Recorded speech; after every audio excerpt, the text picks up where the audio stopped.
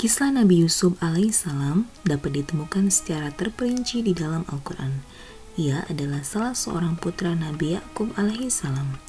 Yusuf dilahirkan di daerah Palestina sekitar tahun 1745 sebelum Masehi, tapi ada pula yang menyebutkan ia lahir di Paddam Aram, Irak.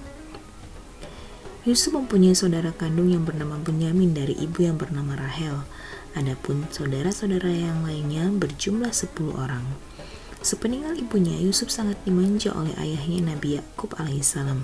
Dibanding saudara-saudara lainnya, Yusuf merupakan anak yang paling tampan. Ketampanan Yusuf inilah yang membuat iri saudara-saudaranya hingga dirinya dimusuhi. Puncaknya, Yusuf dibuang ke sebuah sumur sebelum ditemukan oleh kafilah dagang dari Madian yang menuju perjalanan ke Mesir. Lalu, oleh para kafilah dagang itu, Yusuf dijual kepada salah seorang pembesar raja Mesir yang bernama Kitfir atau Futifar al-Aziz atau Kitfir al-Aziz. Menurut beberapa riwayat, lokasi Yusuf dijual adalah kota Hikyos atau Avaris yang sekarang bernama San al-Hajar di dekat danau Al-Manzilah. Selama dalam pemeliharaan Raja Mesir itu, Yusuf dianggap menjadi anak, sebab istri pembesar Raja Mesir itu, Zulaikha, belum dikaruniai seorang anak. Setelah cukup dewasa, istri Raja Mesir itu tertarik pada ketampanan Yusuf. Diam-diam, Zulaikha berusaha merayu Yusuf, namun Yusuf selalu menolak, dan akhirnya Zulaikha menarik baju Yusuf dari belakang hingga robek.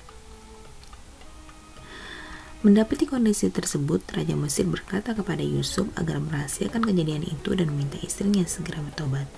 Untuk menutupi keburukannya, Zulaikha mengundang istri-istri pembesar Mesir untuk melihat ketampanan Yusuf. Mereka pun terkagum-kagum melihat rupa Yusuf yang sangat tampan.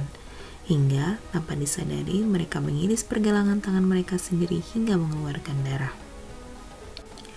Sebagaimana diceritakan di dalam Al-Quran, selain berwajah tampan, Yusuf juga dianugerahi oleh Allah Subhanahu wa Ta'ala kecerdasan dalam mengelola keuangan negara dan pandai mengungkapkan tabir mimpi.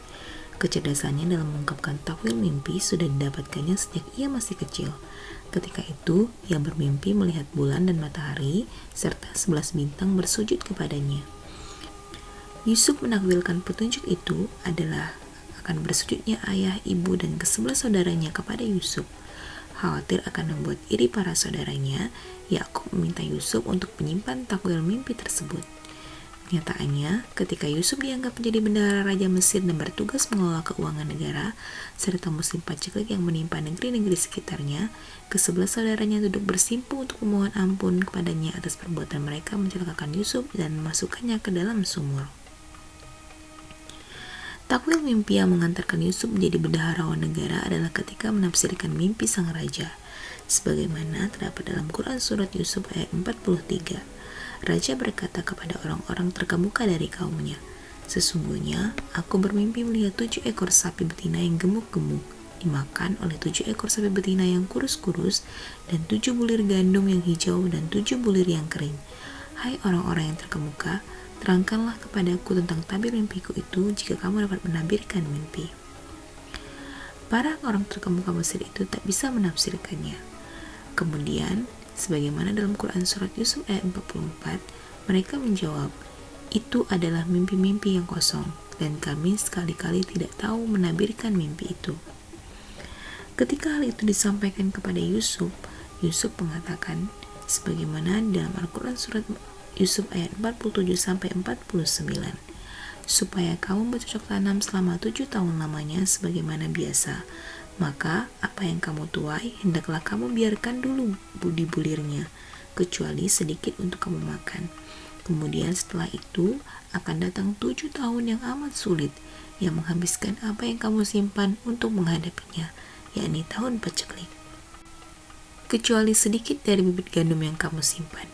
Kemudian setelah itu akan datang tahun yang padanya manusia diberi hujan dengan cukup di masa itu. Mereka memeras anggur." Takwil Yusuf tentang mimpi raja ini akhirnya menjadi kenyataan. Penduduk negeri Mesir diperintahkan untuk bercocok tanam demi menghadapi masa paceklik. Ketika musim itu tiba, negeri Mesir dan sekitarnya mengalami masa-masa sulit selama kurang lebih 7 tahun. Beruntung, negeri Mesir memiliki persediaan gandum yang cukup banyak karena mereka menyimpan gandum sewaktu musim subur. Sementara itu, daerah lainnya mengalami kesulitan, termasuk negeri Yakub, hingga Nabi Yakub mengutus anak-anaknya untuk membeli persediaan gandum di negeri Mesir. Dalam sebuah referensi, Rasulullah Shallallahu Alaihi Wasallam juga pernah melakukan eksperimen yang dilakukan oleh Nabi Yusuf tentang cara menyimpan gandum yang baik, yakni menyimpan gandum tetap dengan tangkainya dan sebagian lagi menyimpannya tanpa tangkai selama 2 tahun. Hasilnya, biji-biji gandum yang disimpan bersama tangkainya tersebut tidak mengalami perubahan sedikit pun, baik isi, unsur kandungan maupun kemampuannya untuk tumbuh, kecuali hanya mengalami kehilangan sedikit kandungan air.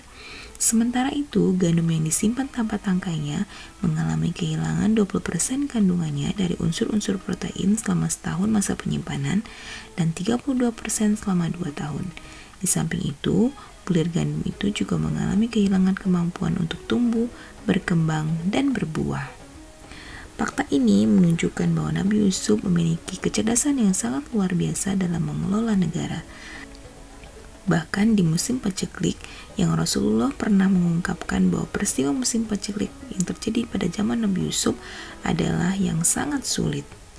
Dari takwil mimpinya tersebut, akhirnya Raja Mesir mengangkat Yusuf menjadi bendaharawan negara. Dan langkah Raja Mesir tersebut menjadikan Mesir menjadi negara yang sangat makmur karena ia memilih orang yang tepat untuk menduduki posisi yang sangat penting dalam sebuah negara. Demikianlah kisah Nabi Yusuf alaihissalam yang bisa kita teladani. Nabi Yusuf selain memiliki wajah yang tampan juga memiliki kecerdasan yang sangat luar biasa. Selain itu, beliau juga memiliki kesabaran dan ketekunan ketika dianiaya oleh saudara-saudaranya. Semoga kita semua dapat meneladani apa yang dilakukan oleh Nabi Yusuf alaihissalam.